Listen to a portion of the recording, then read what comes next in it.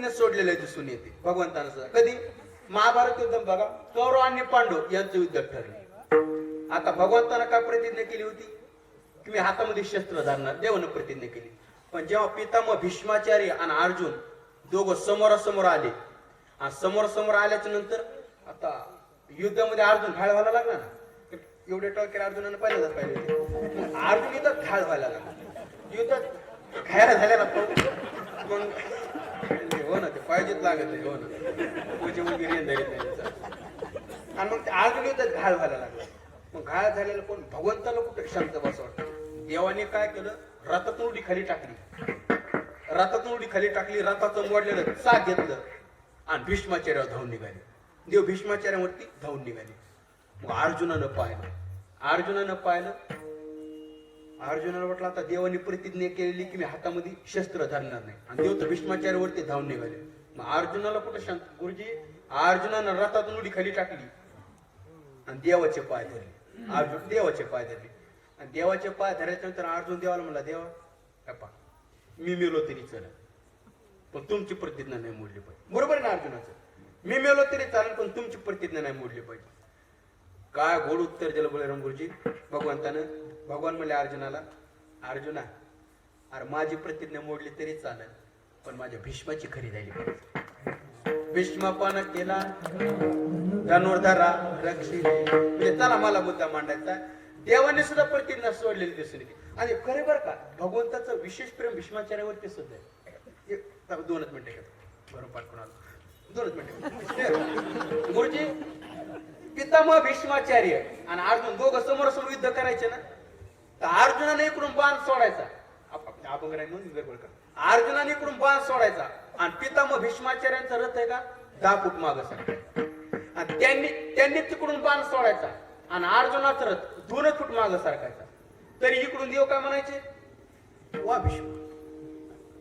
आणि त्यांनी तिकडून बाण सोडला की रथ 2 फूट मागं सरकायचा, तरी देव काहीच म्हणत नव्हते. आणि इकडून अर्जुनानं बाण सोडला त्यात रथ 10 फूट मागं सरकायचा, तरी देव काहीच म्हणत नव्हते. पण आपला रथ 2 फूट मागं सरकारला तरी देव काय म्हणायचे, वा भीष्म. एकदा झालं, 2दा झालं, 3दा झालं. अर्जुन देवाला मला, देवा तुम्ही नेमकं कोण्या पक्षात आहे बरं? मिळत लागणार ना तुमचं, कोण्या गाडी दिसायला त्याला झेंडा घेऊन आपले म्हणजे तुमचं मिळत लागणार ना. म्हणजे मी इकडून बाण सोडा तर त्यांचा रथ 10 फूट मागं सरकवतो तरी तुम्ही काहीच म्हणत नाही, आणि आपला रथ 2 फूट मागं सरकवतो तरी तुम्ही काय म्हणता, वा भीष्माचार्य. असं कसं काय? देव हसले बघा. देव हसले. द्या अर्जुनाला म्हणले, अर्जुना अरे त्यांचा रथ 10 फूट मागं सरकत असन याच्यात काही नवल नाही. मग आले, अरे तुझ्या रथात जगाचा मालक बसलेला आहे, मी बसून बी रथ सरकतच असन तर काय ताकद असन माझ्या भीष्माचार्य, काय ताकद असन. म्हणून मला मुद्दा म्हणता भीष्मपणा केला खरा धनुर्धरा रक्षिले. म्हणजे देवानं सुद्धा प्रतिज्ञा सोडलेली दिसून येते. देवाने सुद्धा. चला, देवाच्या प्रतिज्ञेला महत्व देता येणार नाही, जीवाच्या प्रतिज्ञेला महत्व नाही, देवाच्या. एक बोलू, विशेष महत्व आमच्या संतांच्या प्रतिज्ञा, विशेष महत्व आमच्या संतांच्या प्रतिज्ञेला. काय प्रतिज्ञा आहे? अवघाची संसारा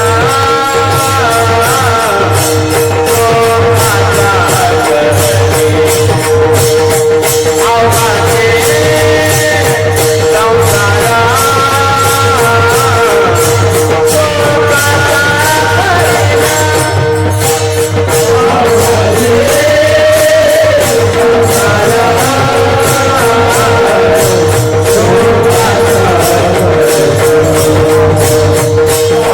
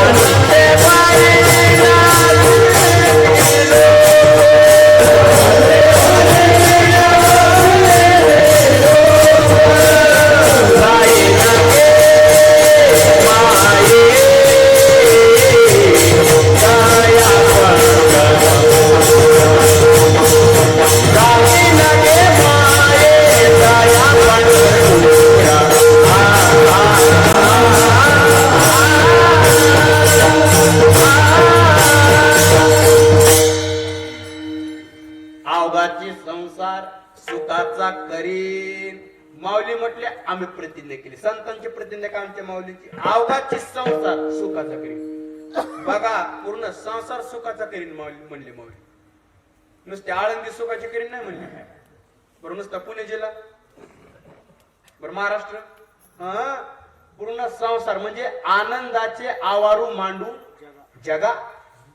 दिसो परतत्व डोळा, पाऊस सुखाचा सोहळा. रिगो महाबोध सुकाळा, माझी विश्व अवघे चित्र लोक्य आनंदाची आता. पूर्ण संसार म्हणजे अवघे आनंदाची सृष्टी झाली. पूर्ण संसार सुखाचा करीन म्हणले माऊली. बरं ठीक आहे माऊली, तू म्हणले संसार सुखाचा करीन, झाला? माऊली म्हणले झाला तेव्हा सांगालो. मग झालं तेव्हा म्हटलो ना मी. काय म्हणला? तेच आल्या बरोबर म्हणलं. ते आलं काय म्हणलं? अभंगाच्या पहिल्या त्यांना आल्याला सांगितलं. तेच वर्ण मावले अभंगाच्या पहिल्या.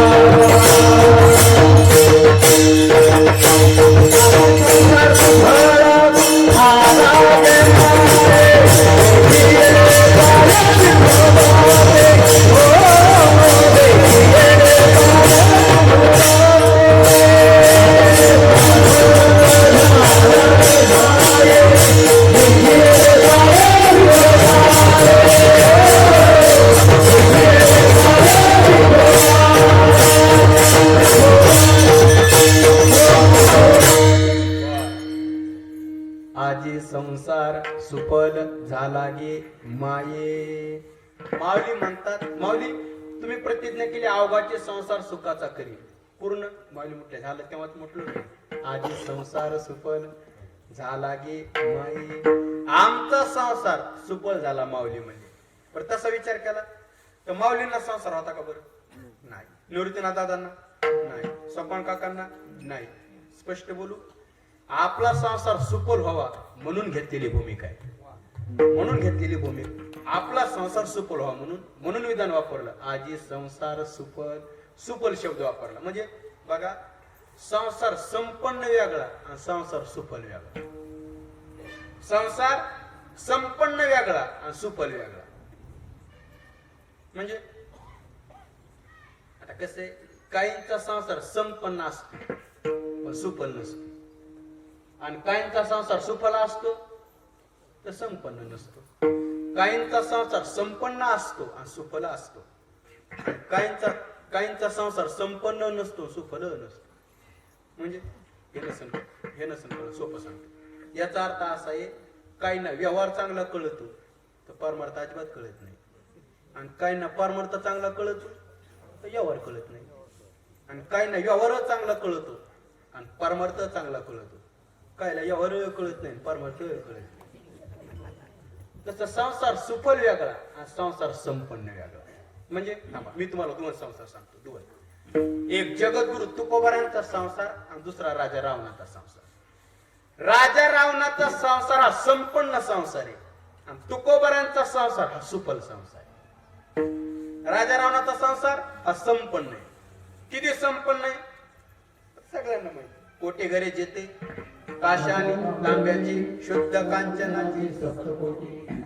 रावणाच्या घरात सोनं होतं का घरात सोन्याचे होते? घरात सोन्याचे होते, घरात सोनं नाही, घरात सोन्याचे होते. काय कमी होतं महाराज राजा रावणाकड? काहीच कमी नव्हतं. असं म्हणतात राजा रावणाकड 40 ते 45 जीसीपी होते. वाळूच्या डंपर 250 होते. वाळू चालायचे रात्री. आणि पेट्रोल पंप 19. रोड जमीन पुन्हा. जाऊ दे आजच्या रावणाचा काय कमी होतं राजा रावणाकडे? काय कमी होतं मला सांग. राजा रावणाकडे काय कमी होतं? बरोबर आहे का नाही? अहो राजा रावणाची संपत्ती सांगणार तुकोबारांचा अभंग आहे. तुकोबारांचा राजा रावणाची संपत्ती सांगणार तुकोबारांचा. पाषाण परीस भूमी जांबुनत वंशाचा समन दातयाचा सोनियाची पुरी समुद्राचा वेढा समुदाय गाडा राक्षसांचा 80 सहस्त्रजा सुंदर कामिनी माझी मुख्य राणी मंदोदरी पुत्र पौत्रांचा लेखा कोण करी मुख्य पुत्र हरी इंद्राणी 14 चौकड्या आयुष्य गणना बंधुवर्ग जाना कुंभकर्ण तुका म्हणे ज्याची देव बांधव. आता बा सांगा ते कबडी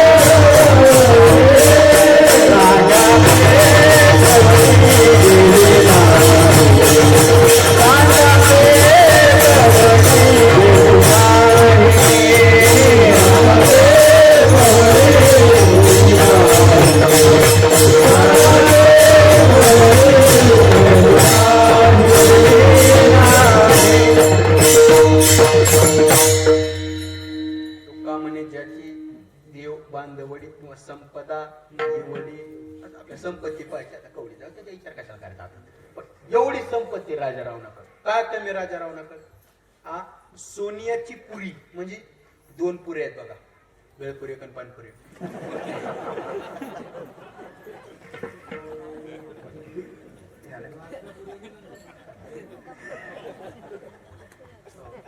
दोन पुरे या बघा बरोबर आहे का?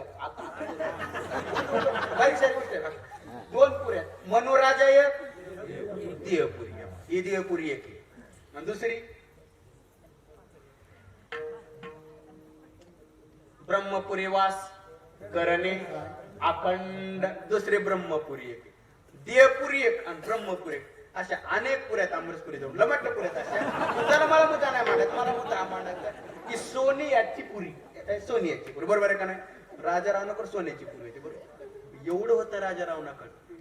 पण स्पष्ट बोलू राजा रावण नाही म्हणू शकत आजी संसार सुफल झाला नाही म्हणू शकत गुरुजी. राजा रावण एवढं होतं तरी पण. आणि राजा रावण म्हणजे काय? माणूस नाही.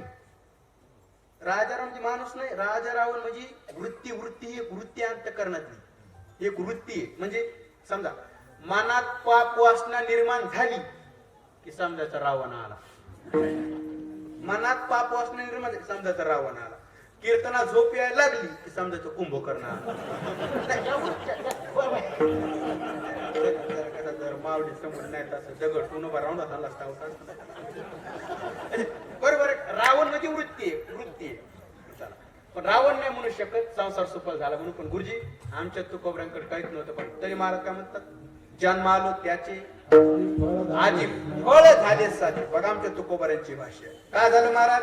त्यांची सरली येरदार झाला सुफल व्यापार.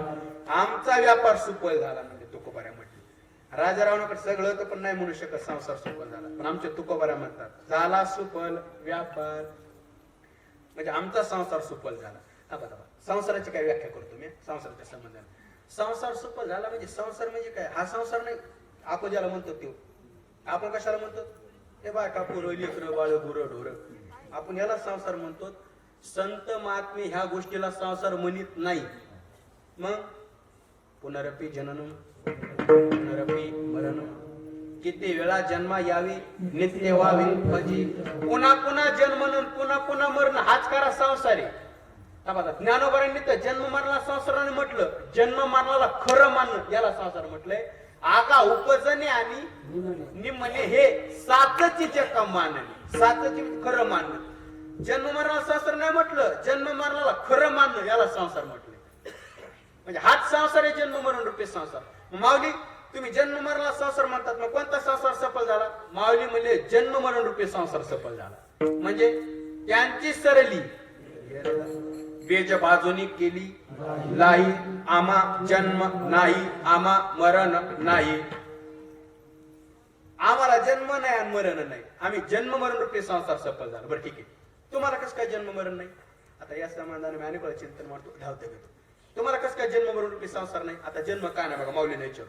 गुरुजी माणसाला जन्म 2-3 कारणामुळे घ्यावा लागतो. माणसाला जन्म पाप पुण्य करून जन्म येतो. प्राणी ही एका जन्म घेणे लागे, वासनेच्या संधी 2 केले कर्म झाले 3. या 3 कारणामुळे माणसाला जन्म घ्यावा लागतो. जन्माचं पहिलं कारण आहे पाप पुण्य. माणसाला जन्म पाप पुण्यामुळे घ्यावा लागतो.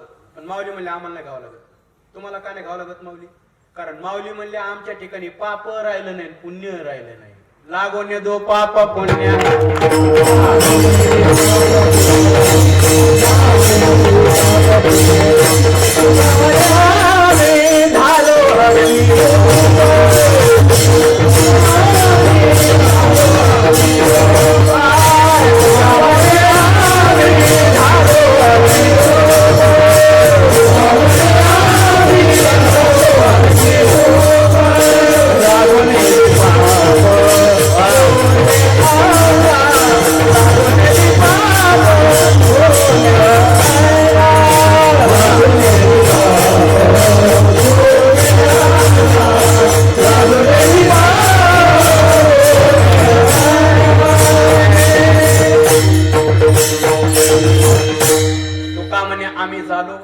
अग्निरूप लागोन्य दु पाप पुण्यांगा, पाप पुण्यांगे नातळे त्या.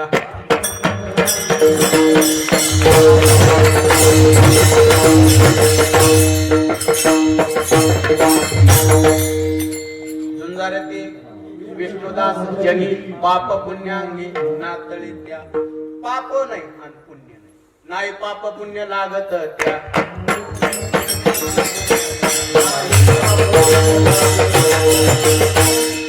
उदासीनाचा देह ब्रह्मरूप नाही पाप पुण्य लागत त्या. महाराज म्हटले पाप नाही आणि पुण्य नाही. बरं पाप आणि पुण्य का नाही? कारण आम्ही अग्निरूप झालो. अग्निरूप झाला म्हणजे अग्निरूप शब्दाचे 2 अर्थ करता येतात. अग्निरूप झालो म्हणजे ज्ञान स्वरूप झालो 1, आणि अग्निरूप झालो म्हणजे नाम स्वरूप झालो 2. अहम ब्रह्मास्मी या पदावर आरूढ झालो म्हणजे ज्ञान स्वरूप झालो. आणि भक्ती मार्गानं नाम घेता घेता नामधारक नामी स्वरूपाला प्राप्त झालं. देव पाहावया गेलो देवच होऊन ठेवलो, याला म्हणायचं नाम स्वरूप. ज्ञान स्वरूप नाम स्वरूप दोन्हीचा अर्थ एक अग्निरूप. आणि अग्निरूप झाल्यामुळं पाप नाही आणि पुण्य नाही. एकदा देव झाल्या कशाला पाप आणि पुण्य राहील? राहू शकत नाही. कसं राहत नाही? पहा तुम्ही एखादं झाड असावं आणि त्या झाडा सगळ्याच पक्षाची घरटी असावं. सगळ्याच पक्षाची, भाजप काँग्रेस राष्ट्रवादी सगळ्याच पक्षाची म्हणजे चिमणी नवीनच पोपट, नवीन पोपट, चिमणी पोपट कावळा कबूतर या सगळ्याच पक्षांची घरटी असं एखाद्या झाड घरटी असावं. आणि त्या झाडाला आता अग्नी लागावं. धर धर धर धर धर धर ते झाड झाड पेटाव. मला सांगा झाड पेटल्याच्या नंतर झाडावरचे पक्षी पुरेला उडून जाते का पश्चिमेला?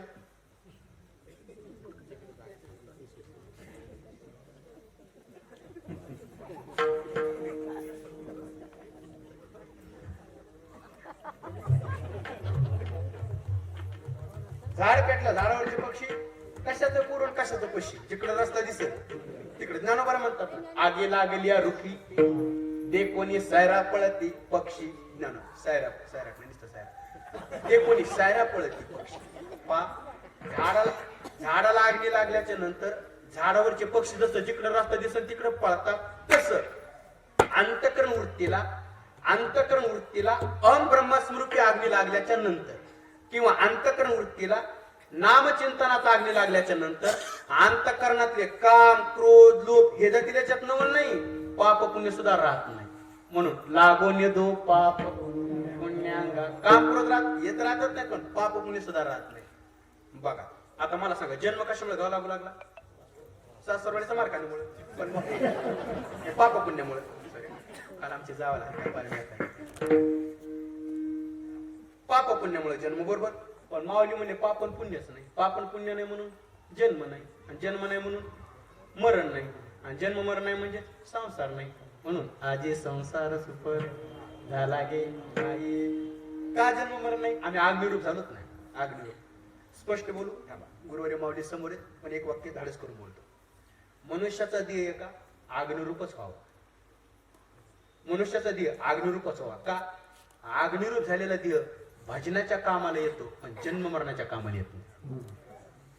अग्निरूप झालेला देह का भजनाच्या कामाला येतो, पण जन्म मरणाच्या कामाला येत नाही. म्हणजे बीज भाजूनी केली नाही, किंवा खडकी जसे वर्षेले का आधी माझी पे. आता हे बघा, भाजून बी जर पेरलं, समजा बीज असं भाजलं, भाजून बी जर पेरलं तर कसं जोमान उगत आहे,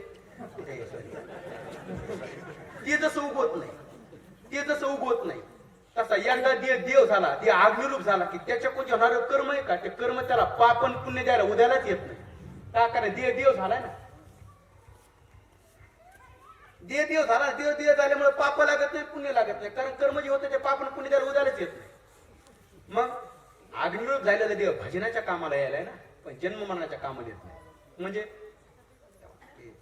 सोपं सांगतो, मला सांगा, मायला मंडळ वांगे भाजून भरीत करतात का वांगे जाळून? फरक आहे ना. जाळणं भाजणं, जाळणं म्हणजे कोळसा भोगाच जाळणं, बरोबर आहे का नाही? तसा दिव जाळायचा नाही, दिव भाजायचा. त्याचा व्यवहारिक अर्थ घ्यावं नका. दिव जाळायचा नाही, दिव भाजायचा. हा ज्ञानाग्नी समूळ जाणी. वा वा. दिव जाळायचा नाही, दिव भाजायचा. कारण भाजलेला दिव, आता बघा समजा वांगे भाजलं भरीत, खायला गोड लागतंय का नाही? लागतंय ना. पण त्याचं जो रूप लावला आपण, समजा तिथं लावलं, त्याला अंकुर फुटतात का? भाज्यामुळे अंकुर फुटतात का? नाही. खायला गोड लागतंय का नाही? तसंच आहे. देह एकदा देव झाला का भाजनाच्या आनंद करता कामा यायला ना, पण जन्म मारायच्या कामाला येत नाही. म्हणून आम्ही अग्निरूप झालो, आणि अग्निरूप झाल्यामुळं पाप नाही आणि गायच्याप नाही, पुण्य. पाप नाही आणि पुण्य नाही. पापन पुण्य नाही म्हणून जन्म नाही, जन्म नाही म्हणून मरण नाही, जन्म मरण नाही म्हणजे संसार नाही. म्हणून आजी संसार सुपर झाला गे माई. जन्माचं पहिलं कारण पाप पुण्य सांगितलं होतं. दुसरं वासना. करेक्ट. वा. जन्म घेणे लागे. माणसाला जन्म वासनेमुळे घ्यावा लागतो. मरणाच्या टायमाला वासना निर्माण झाली की त्या माणसाला जन्म घ्यावा लागतो.